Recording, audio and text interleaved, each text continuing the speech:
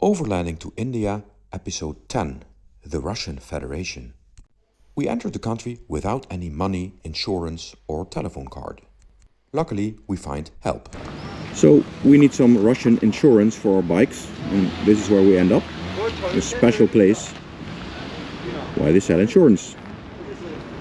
The housing is nearby. At the border, there was no place to change money or find an insurance. So we drove to the next big city. It's called Vladikavkaz.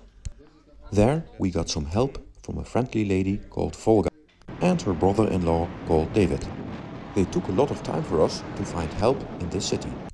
Now we could really start our journey through the Russian Federation. We were driving through the Chechen Oblast and later through the Dagestan Oblast. A random monument in Russia. The plaque on the monument says Memory Hill, built from soil collected from all corners of the Chechen Republic, in memory of the village of Dadi Yurt, which died heroically for its honor and freedom in 1819. May Allah bless it. But we were not blessed. We were stopped by the local Rozors. Also another car with a foreign license plate was stopped the same time. Apparently we overtook some lorries on a place where it's not allowed. Plus we were driving on the fast side. First they threatened us with court. Then they friendly summoned us to their vehicle. We negotiated their initial proposal of $400 down to $100 fine, which was to be placed discreetly in the glove box of their police vehicle. I guess dollars are better than rubles. A bit lighter in our pockets and riding a bit more carefully, we continued our journey. We are now riding in the Wolga Delta. There's a lot of water everywhere and huge swarms of mosquito. At some point in time, we even had to stop to clean the visors of our helmets. Here you can see the GoPro camera after just a short while. The next morning, we continued our ride through this mosquito-infested land. At some places, it reminded us of Friesland in the Netherlands.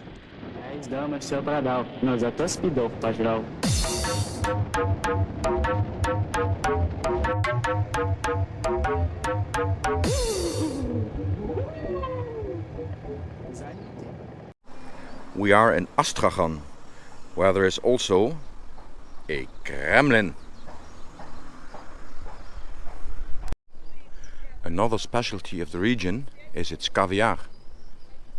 At the entrance of the Kremlin, a lady was protesting with a picture from her son. We assume she was opposing the war. Today is apparently a special day. We are here on the 12th of June. It's a real Kremlin and dates back to the 1600s already. There's our special Soviet eyes. Would the design of the wrap around it have something to do with current nationalist feelings in Russia?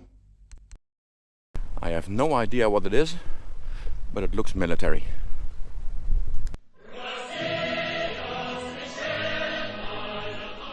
Just like any Kremlin, you have these outside walls.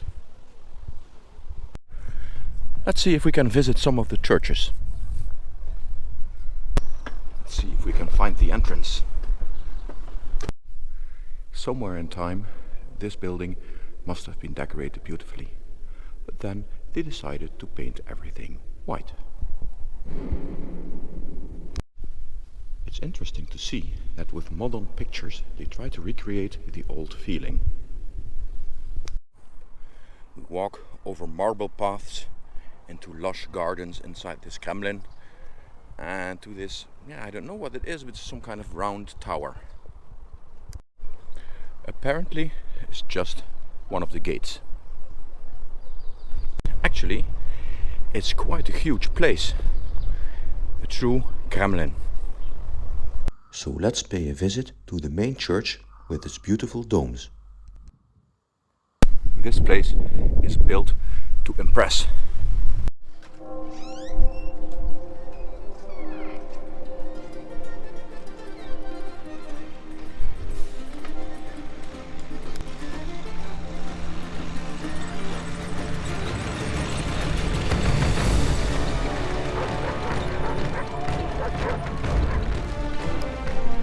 Probably all these churches have been desecrated at some point in time by the Soviets and the communists. Now they're all being restored into their former glory. Wolga at Astrachan, with incredibly many insects. Then we continue our route into the countryside. At the next border crossing there is no modern bridge.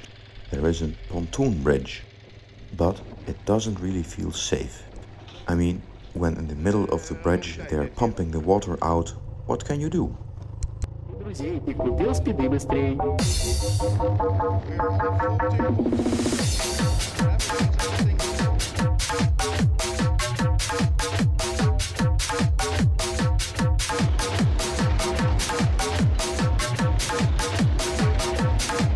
Занял денег у друзей и купил спиды быстрей. И в ломбард мобилу снес, но зато попудрил нос.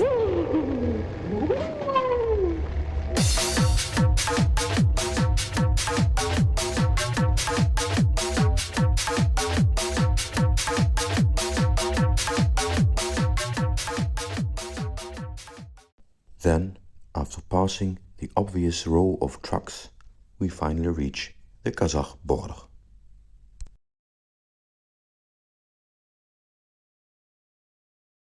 See you in the next video. Bye bye.